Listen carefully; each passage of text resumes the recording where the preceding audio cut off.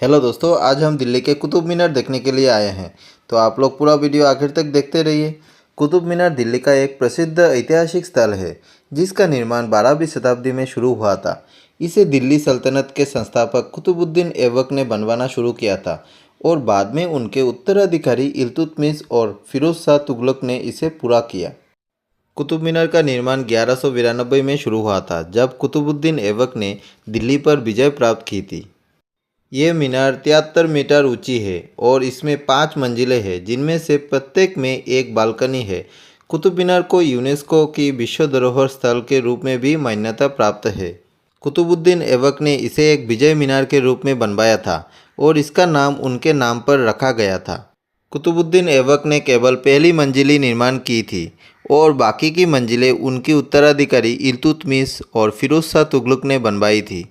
1369 में एक बिजली गिरने से मीनार की ऊपरी मंजिलें क्षतिग्रस्त हो गई थी, जिसे फिरोज शाह तुगलक ने ठीक करवाया था और 1803 में आए भूकंप में भी मीनार को नुकसान पहुंचा था, जिसे बाद में ब्रिटिश अधिकारियों ने ठीक करवाया था।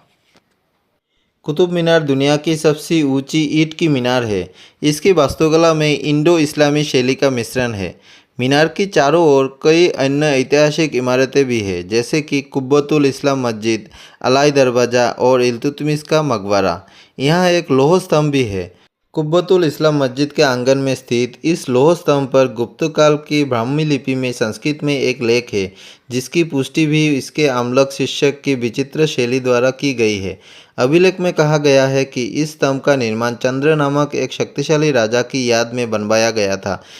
इस लौह स्तंभ की ऊंचाई 7.20 मीटर है, जिसमें 93 सेंटीमीटर जमीन पर गड़ा हुआ है। कुतुब मीनार के अलावा यहाँ और एक मीनार है, ये है अलाई मीनार। अलाई मीनार अलाउद्दीन खिलजी ने बनवाना शुरू किया था। उन्होंने कहा था कि कुतुब मीनार से भी बहुत बड़ा ऊंचा और एक मीनार वो बनवाएंगे, लेकिन उनके देहांत के बाद ये मीनार अधूरी रह गई। इसे अलाई मीनार भी कहा जाता है। कुतुब मीनार भारत की सांस्कृतिक विरासत का एक महत्वपूर्ण हिस्सा है। हर साल हजारों पर्यटक इसे देखने के लिए आते हैं। कुतुब मीनार को 1993 में यूनेस्को की विश्व धरोहर स्थल घोषित किया गया था। 1981 से पहले लोग कुतुब मीनार के अंदर भी जा सकते थे, लेकिन 1981 में एक दुर्घटना के बाद मीनार के अंदरूनी हिस्से को जनता के लिए पूरी तरीके से बंद कर दिया गया था। दोस्तों, अगर आपको इस वीडियो से कोई भी जानकारी मिली है तो आप कमेंट करके ज़रूर बताइएगा, और अगर आपको ये वीडियो अच्छा लगे तो लाइक शेयर कमेंट ज़रूर कीजिए, और अगर आप चैनल पर नए हैं तो फॉलो एंड सब्सक्राइब करना मत भूलिएगा।